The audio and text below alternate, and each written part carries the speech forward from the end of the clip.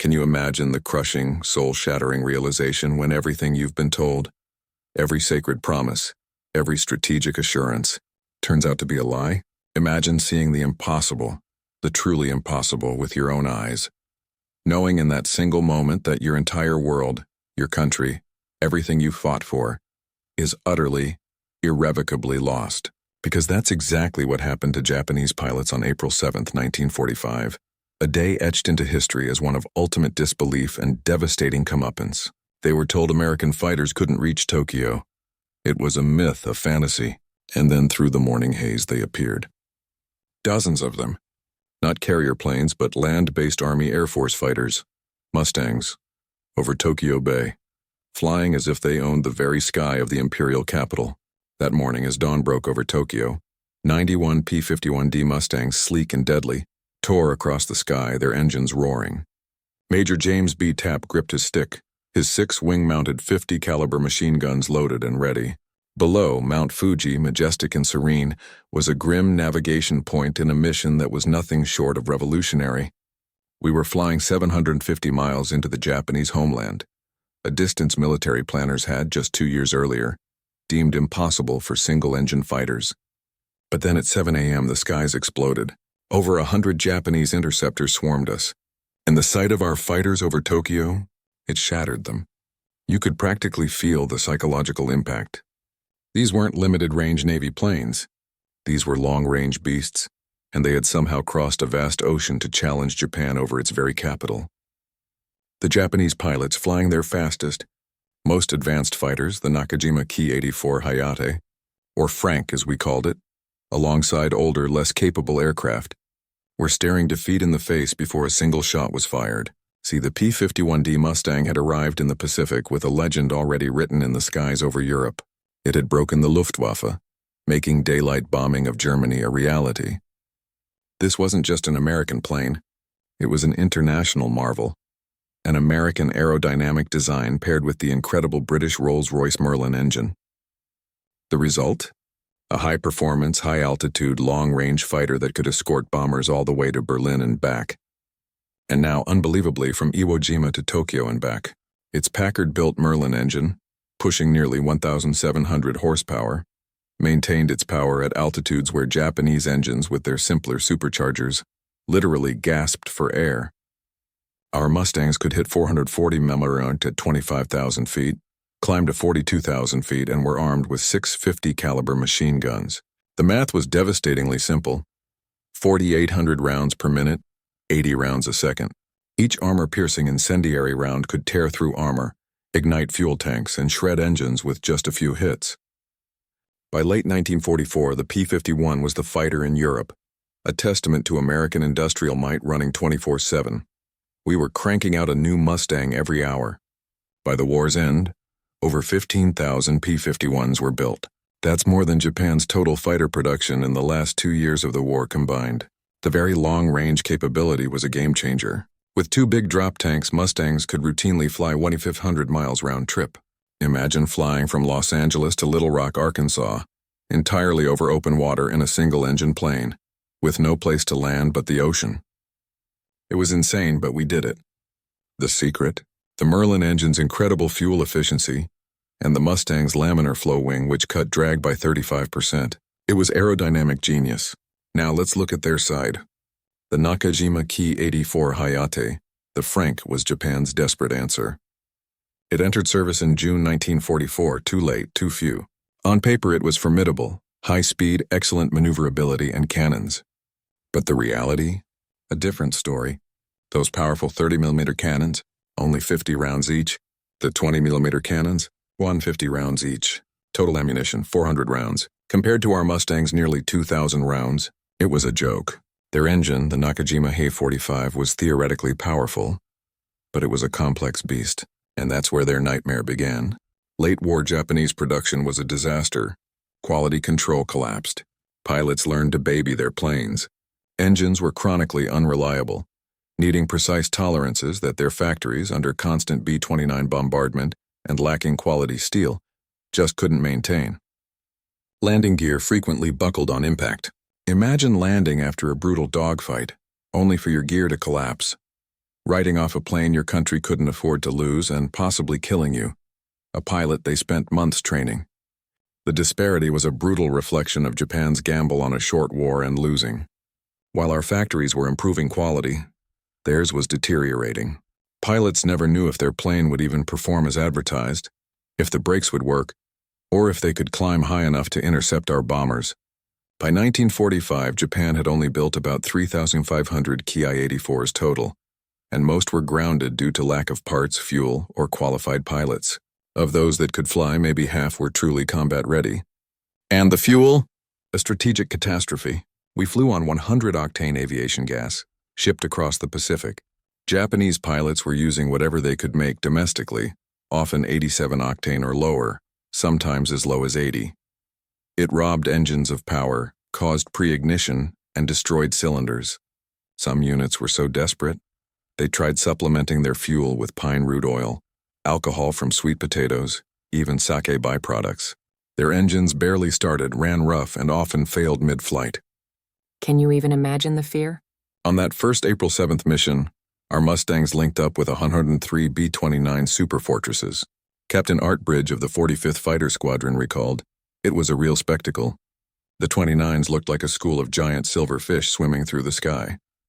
That rendezvous itself was a triumph of navigation. We flew 750 miles over open ocean using dead reckoning, timing our arrival to the minute.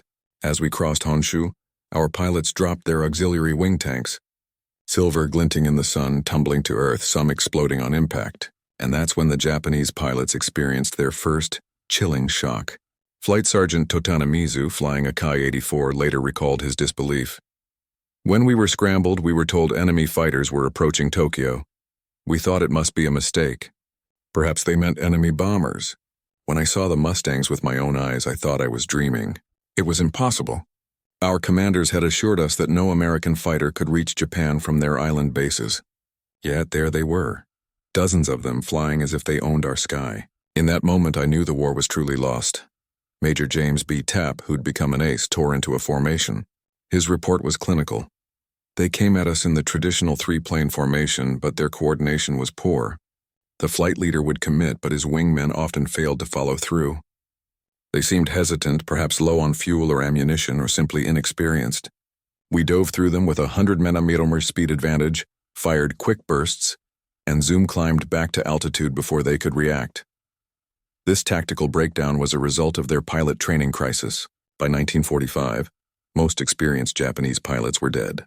Replacements got as little as 50 hours of flight training before being thrown into combat.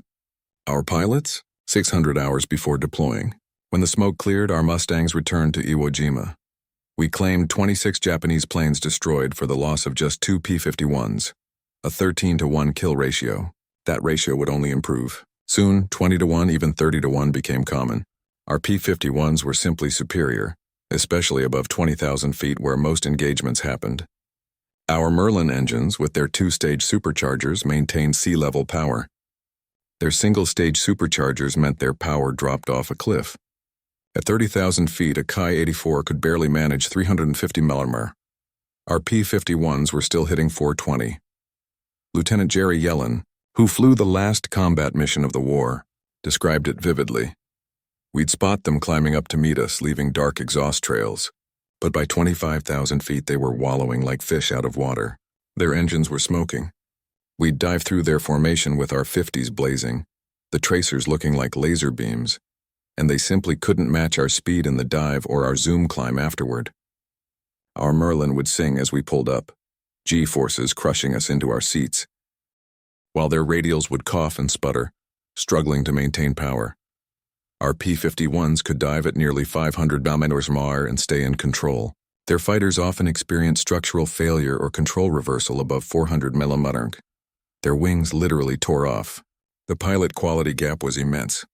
Our pilots had hundreds of hours, extensive gunnery practice, and combat training. Japanese pilots in 45 often had less than 100 hours, sometimes as little as 30, with minimal gunnery practice due to ammo shortages. Many went into their first combat having never fired their guns. The navigation alone was a killer. We flew 2,500-mile round trips over the ocean with detailed weather briefings, accurate maps, and rescue submarines stationed along the route. Japanese pilots flew with outdated maps, unreliable compasses, and no hope of rescue. Their life rafts often leaked, their rations eaten due to food shortages. The logistics behind each force told the real story: American abundance versus Japanese scarcity. Every Mustang mission from Iwo Jima burned 57,000 gallons of high-octane fuel and 230,000 rounds of .50 caliber ammo. This was just one day's operation from one base. Our supply chain stretched back to factories in Detroit, refineries in Texas, ammunition plants in Missouri, all connected by Liberty ships, 3 produced a day, and C-54 transport aircraft. Fuel, ammo, spare parts, food, mail, it all flowed. Meanwhile, Japanese logistics had collapsed. Fuel was so scarce, training flights were canceled. Ammo was rationed. The Army and Navy, even in the best of times never well coordinated, now fought like starving dogs over scraps. Aircraft were cannibalized. Entire fighter groups were grounded for lack of tires, spark plugs, hydraulic fluid.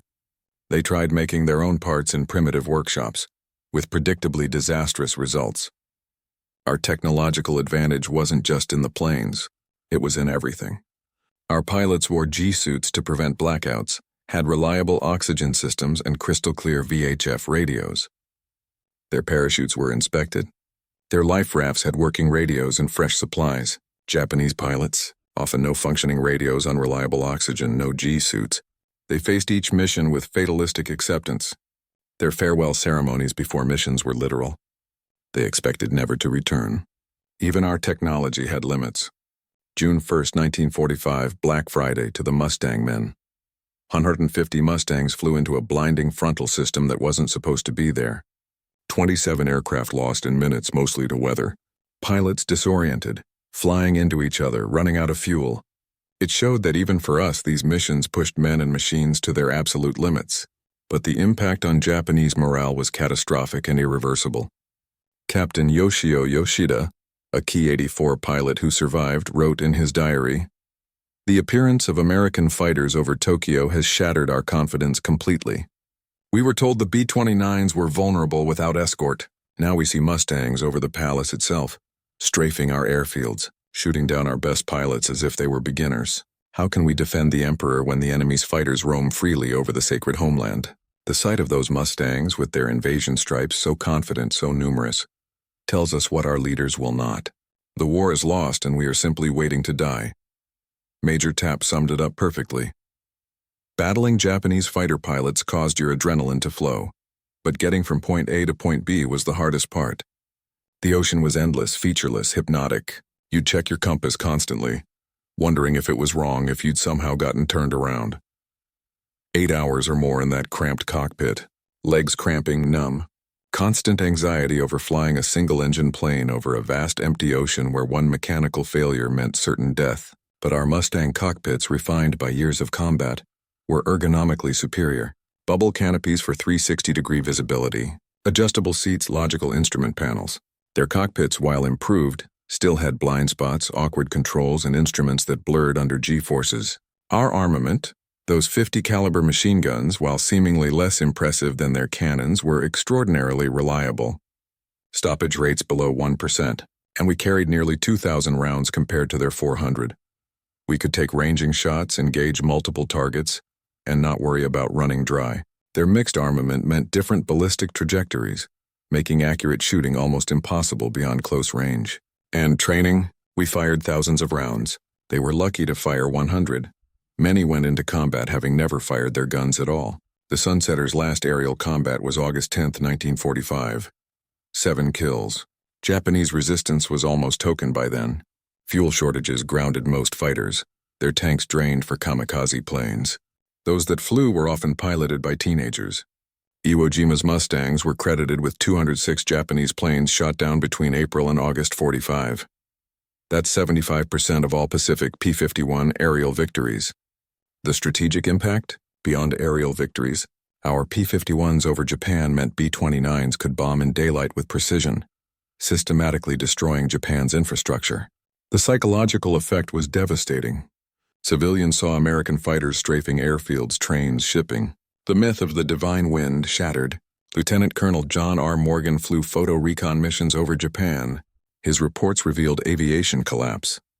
We'd fly over airfields that intelligence said had hundreds of aircraft. We'd find maybe a dozen flyable planes. The rest were derelicts. They'd push wrecks around to make it look like they had more operational aircraft. Some airfields had fake wooden aircraft complete with painted markings. The industrial math was irrefutable. We built over 15,000 P-51s. Japan built 3,500 Ki-84s, many destroyed on the ground, lost in training or grounded. North American aviation alone was producing 20 P-51s per day, more than Japan produced Ki-84s in a month. Every American aircraft was identical, interchangeable parts, predictable performance. Japanese aircraft varied wildly, even within the same batch. One Ki-84 might hit 400 mph. Another from the same factory might struggle to exceed 350. Our training pipeline. We trained 30,000 pilots annually, each getting hundreds of hours. Japan's collapsed, with new pilots getting maybe 50 hours. We could replace losses and maintain quality. Japan couldn't. For every pilot Japan trained, we trained 10, and ours were far better. Fuel consumption sealed the deal. Each P-51 mission consumed 600 gallons of 100-octane fuel. 100 aircraft per mission, daily operations, 60,000 gallons a day for one fighter group.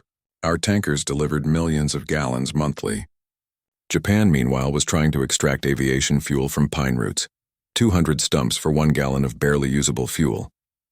By August 1945, Japan had less than 200,000 gallons of aviation fuel left in the home islands, enough for maybe one major operation. The P-51D embodied an entire philosophy of warfare: mass production with quality control, standardization, continuous improvement. Brigadier General Ernest M. Moore, commander of 7th Fighter Command, wrote, "I don't believe there is any question about the P-51 being the best prop fighter of World War II. It could be refueled and rearmed in 30 minutes, flown twice a day, operated from rough coral runways. Our maintenance stats were telling 80% operational rate on Iwo Jima, despite volcanic dust, salt air, and minimal facilities. Our ground crews could change an engine in 4 hours. The Ki-84, serviceability rates below 40%, sometimes as low as 20%. We had dedicated B-29s for weather reconnaissance, giving us critical intel. Japanese forces flew blind into weather that destroyed entire formations. Our communication infrastructure was revolutionary. HF radio beacons, submarine-based rescue coordination. The psychological value of knowing that if you went down, someone would come looking for you. Priceless. Japanese pilots faced each mission, knowing probable death awaited them. Captain Harry Krim Jr., an ace over Japan, put it brutally: "We owned the sky over Japan. We could go where we wanted when we wanted." The Japanese knew it, we knew it. And most importantly, Japanese civilians knew it. Every P-51 over Tokyo was proof that Japan had lost the war. We were just demonstrating it, rubbing their noses in it, showing them that resistance was futile. The very long-range missions shattered the last illusions. Japan could no longer rely on distance to protect its home islands. The industrial heartland, untouched for 3 years, was now exposed to daily attack. The myth of the divine wind broken. Defeat was not just possible, but inevitable. The human cost reflected the technological disparity. Between July and August 1945, 85 American fighter pilots were lost on VLR missions, but only a handful to air-to-air combat. Most were operational: weather, mechanical failure, exhaustion. Japanese pilot losses numbered in the hundreds, perhaps over 1,000. Entire squadrons eliminated. On August 14, 1945, Lieutenant Jerry Yellen flew the last combat mission of the war. With his wingman, 19-year-old Philip Schlamberg, he attacked airfields near Nagoya. The surrender word never reached them. Yellen and Schlamberg strafed, then banked into clouds. When Yellen emerged, Schlamberg was gone, shot down by ground fire, the last American combat death of WU2. Even as the war literally ended, Japanese anti-aircraft guns kept firing. But the fighters? They had ceased to exist. The P-51D Mustang, with its speed, range, and reliable firepower, had rendered the Japanese home islands defenseless. The Ki-84 Hayate, despite its theoretical capabilities and the immense courage of its pilots, never stood a chance. This wasn't a contest between equals. It was a foregone conclusion, determined by factories in Detroit and oil wells in Texas, as much as by dogfights over Tokyo. American industrial might, embodied by the magnificent P-51 Mustang, had achieved what naval blockades and island hopping alone could not: the complete elimination of Japan's ability to defend its airspace. The B-29s that dropped the atomic bombs on Hiroshima and Nagasaki flew without fighter escort, not because none was available, but because none was needed. Japanese fighter opposition had been swept from the skies, crushed by overwhelming superiority. Out of 3 514 Ki-84s built, only one survives today, a solitary reminder in a Japanese museum. Meanwhile, hundreds of P-51 Mustangs endure, many still flying at air shows, their Merlin engines singing the song of American industrial triumph. The disparity in surviving aircraft tells its own story. Ours were built to last, maintained with care, valued as history. Theirs were built for immediate use, expected to be destroyed, treated as expendable. The shock felt by those Japanese pilots seeing P-51s over Tokyo was more than tactical surprise.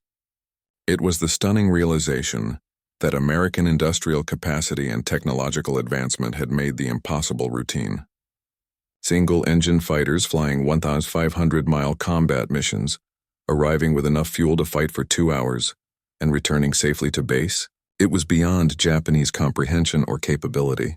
The P-51D Mustang over Mount Fuji was more than just an aircraft. It was the embodiment of American industrial supremacy, technological innovation, and the brutal mathematics of total war. The lesson was clear. In modern industrial warfare, superior technology multiplied by massive production equals victory. The P-51 Mustang represented American industry at its peak. 15,000-plus aircraft, consistent quality, well-trained pilots, unlimited logistics, surgical deployment. Against this, Japan's Ki-84 Hayate, despite individual courage, stood no chance. The shock of American fighters over Tokyo was, ultimately, the shock of mathematical reality, a reality that ended with atomic bombs over Hiroshima and Nagasaki, delivered by B-29s that no longer needed fighter escort because Japanese air power had ceased to exist. The Mustangs had done their job with ruthless efficiency. They proved that distance was no defense, that industrial might trumped warrior spirit, and that technological superiority, properly applied, was insurmountable. The Japanese pilots who faced them learned the hardest lesson of modern warfare. Courage alone cannot overcome the mathematics of industrial production, technological advancement, and logistical supremacy. The P-51D Mustang over Tokyo was proof that the age of the samurai had ended, replaced by the age of the production line, the supercharger, and the very long-range fighter escort. The divine wind had been conquered by science, the warrior spirit broken by industrial might, and the empire of the rising sun overshadowed by wings of aluminum and engines of steel. So what do you think? Was this outcome inevitable? Or did the sheer scale of American innovation truly catch Japan off guard in a way no one could have predicted? Let me know in the comments below.